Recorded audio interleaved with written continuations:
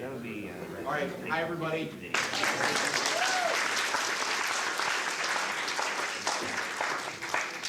you very much for coming to this. And Kristen's on her way. Oh my God. Let's.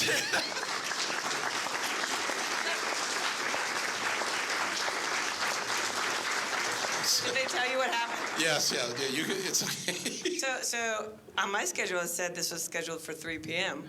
And I was literally just swimming in Lake Michigan with my children like 3 minutes ago. So I've got a lot of sand on me, and I'm a little wet, but I'm very happy to be here. I'm so sorry. I was just saying to them, it's really a volunteer-run festival.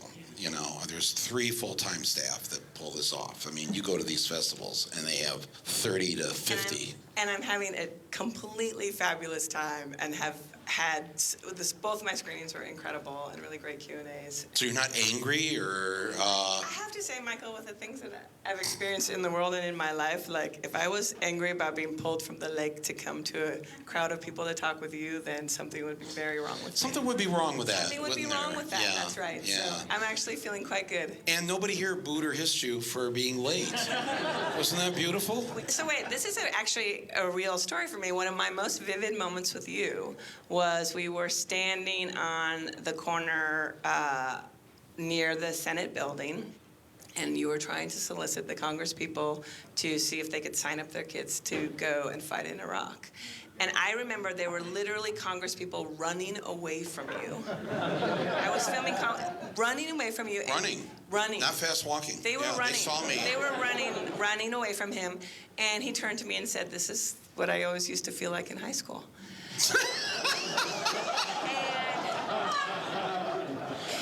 But it was a real aha moment for me because I really like to be liked.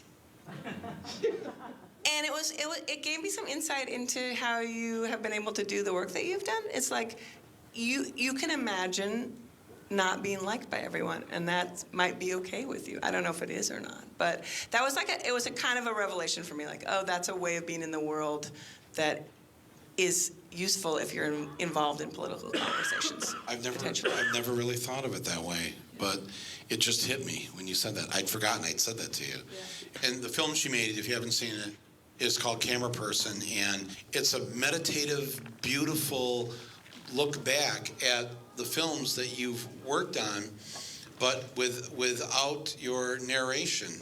I don't know if all of it's outtakes or... Most of it, yeah. Most of it's outtakes, so it's stuff that people have never seen from these movies. I mean, it's really amazing because, you know, she's filmed in Bosnia, she's filmed in awful places where tragedy is taking place. She's been in very tense and difficult and I think dangerous situations. And she had wanted to use a piece from Fahrenheit 9/11, but she wanted an outtake, something that wasn't in the film. It was a wonderful surprise to watch the film and see what you had chosen. Are you expected to be called back? I believe so. Our commanding officer has said it's not about if, it's when. Mm-hmm. And are you going to go back?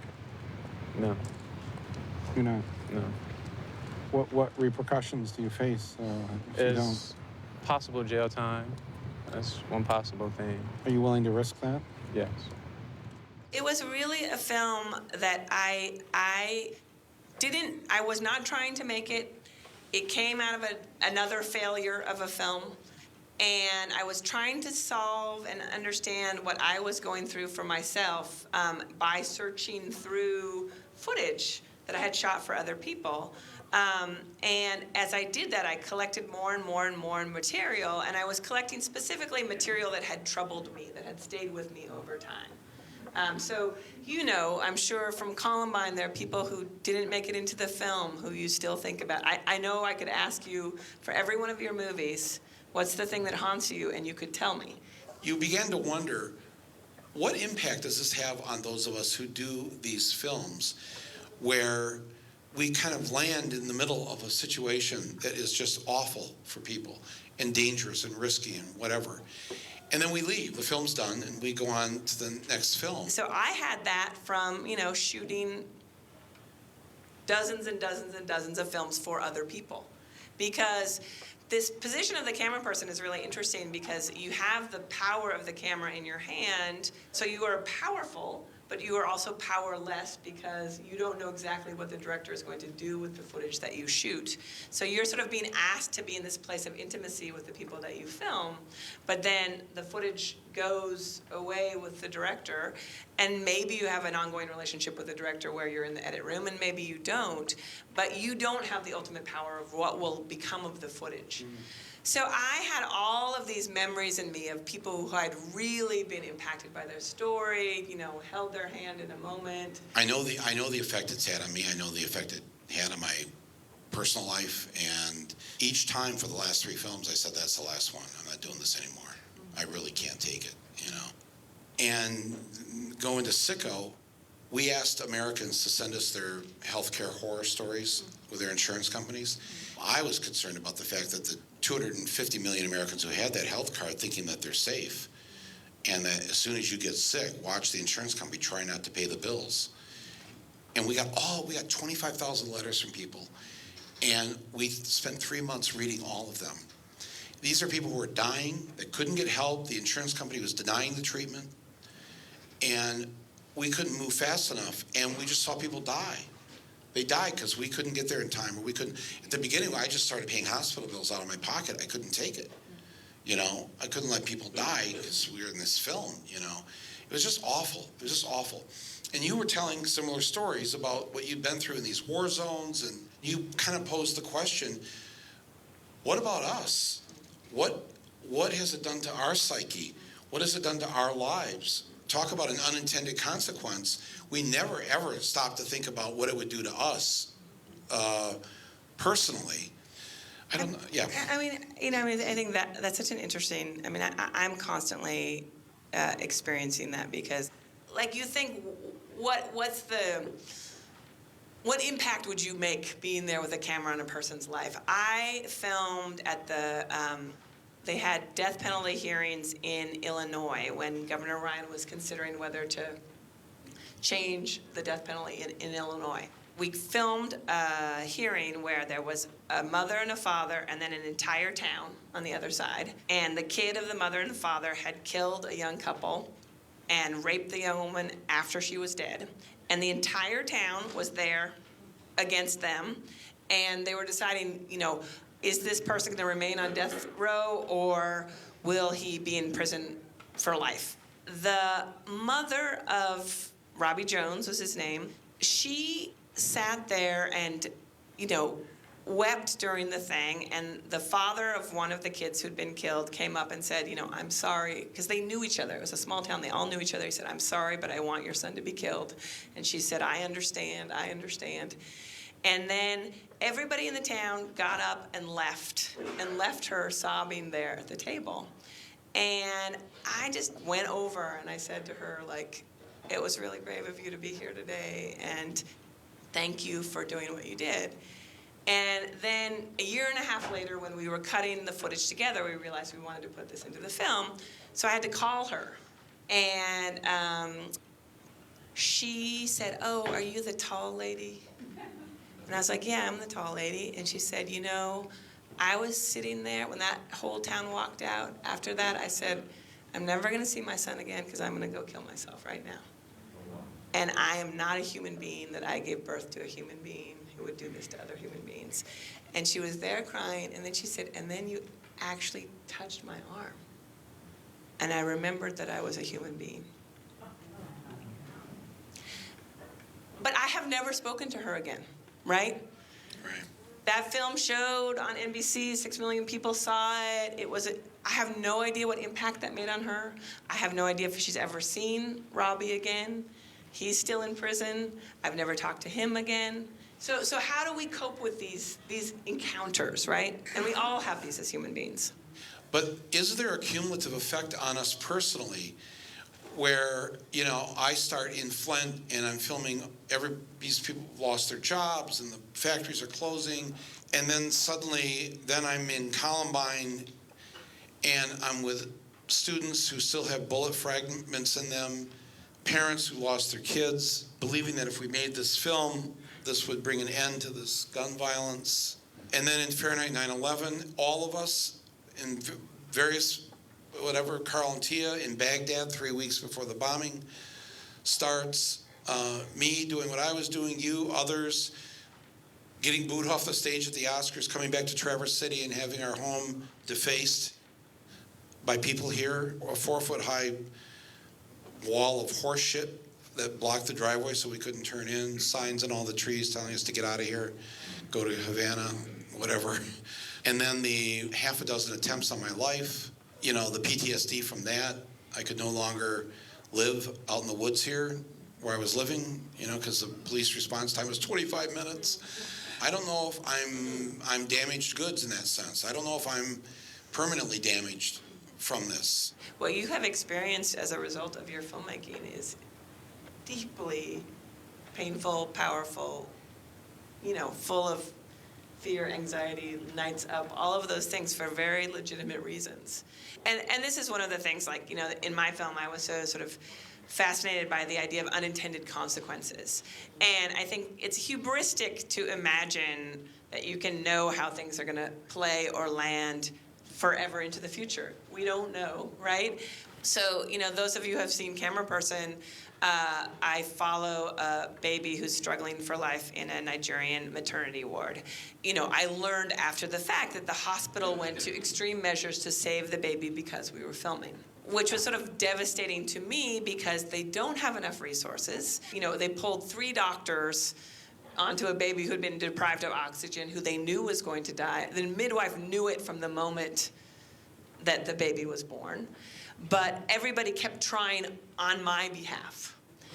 Now, what's amazing was that the father of the baby, he and I had a total bond because, you know, we went through this together. We went and bought blood for his wife who was hemorrhaging to death and got her saved, and one baby lived. So, you know, 6 years later, I'm making Cameraperson, and I reach out for this footage, which is footage I really, you know, has haunted me and troubled me. And I reached out to the director, and she said, well, you know what's happened with Muhammad, with the father? And I said, no. And he said, well, he became an imam, and he has become this incredible intermediary. He's a moderate Muslim imam who fights against all the Boko Haram people in his neighborhood to say all of our women need decent health care. The hospital is working really hard to give it. Not all Americans are evil. I worked for 12 hours with an American woman who helped my wife and who comforted me when my baby died.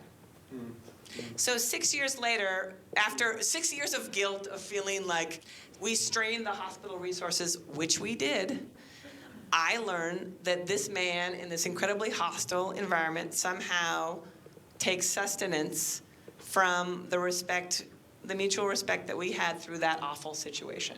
Wow. But so my thing is always like, if you can just try to be decent in the present, you may make some mistakes at it, but some people will recognize that you are trying to be decent.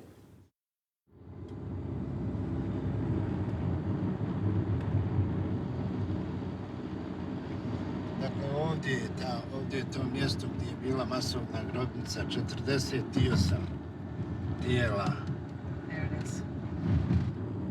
One of my favorite parts about being a camera person is I get to collaborate with people and see completely different ways of seeing the world, being in the world, and like different ideas about what people want to make. So I'm listening, I'm giving everything I can to trying to figure out, what is Michael trying to make? What are you interested in? What are the themes we're looking for? How do things fit together? What do you think is happening?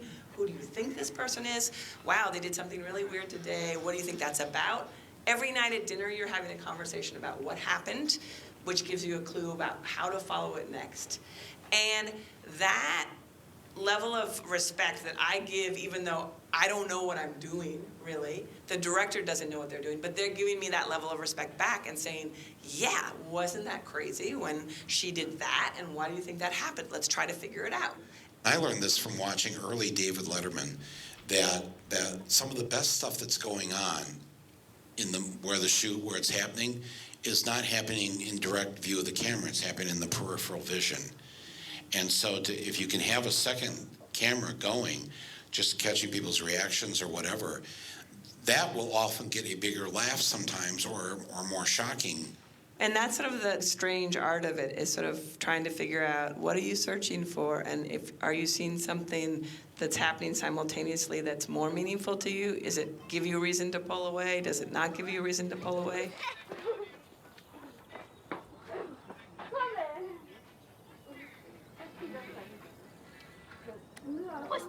The first time that I worked with Michael, we were filming at Fahrenheit, and we were in D.C., and we were going to the Saudi embassy, and we were in the van, and Michael said, turn on the camera. And instead of just turning on the camera, I said, why? There's nothing happening. And he said, something will happen, and we don't know when it will happen. And because it was video and not film, where it costs a ton of money, I was like, okay, I'm turning on the camera. And then, of course, the policeman started pulling up, and suddenly I was, racking focus and trying to find the policeman and getting this shot that feels chaotic, because it feels chaotic when things suddenly happen. I mean, one thing I learned early on, well, I was going to make a fiction film after Roger and me. I'd written a screenplay called Canadian Bacon. I ran into Jim Sheridan, who had made his first film in '89 called My Left Foot. Irish director, and I said, Jim, I don't know anything about making a fiction film, and he said, neither do I. I said, you made My Left Foot. He goes, I couldn't tell you one lens from the other. I have no idea what one lens does from the other lens. I hired a great DP, and I'm here for the story and the acting and making sure the actors, and he says, you don't need to know everything. And the most important thing is you're going to get asked 100 questions a day. You must have an answer for every question. Even if it's the wrong answer, even if you don't know the answer, you cannot let the day stack up with questions that don't have answers, or the ship will sink. So you just have to bluff it. Well, and you have to bluff it, I would say, with respect for everything going on and respect for the other people who are there.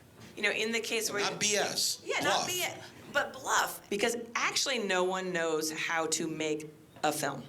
That's so good you said that. Right? Yes, it's true. It's totally I've true. never heard anybody reveal that secret. It's because all of the variables are completely different every time you do it. Everything is new, and you have some tools that you can gather in film school or from watching lots of movies. There's you can learn about cinema language, right? You can see what works in another movie, but it will not work in your movie, because your movie is made up of a set of factors that are all entirely new, and inevitably you're working at a deficit. You don't have enough time, you don't have enough money, half your people are inexperienced, the weather's bad, etc. It goes on and on. You're swimming in the lake and your panel's happening right now. So you're working at a deficit. But I think that's what filmmaking is this capacity to improvise, to stay observing what's happening. Okay, people are laughing. Let's get some more laughs. You're moving Right. with the thing, the live You thing. just told them, those of you who are going to the film school classes here, they're not going to learn a more important thing than what you just said. And it should empower you if you're thinking about picking up a camera or writing a screenplay or doing whatever you want to do with film, to listen to what Kristen just said, that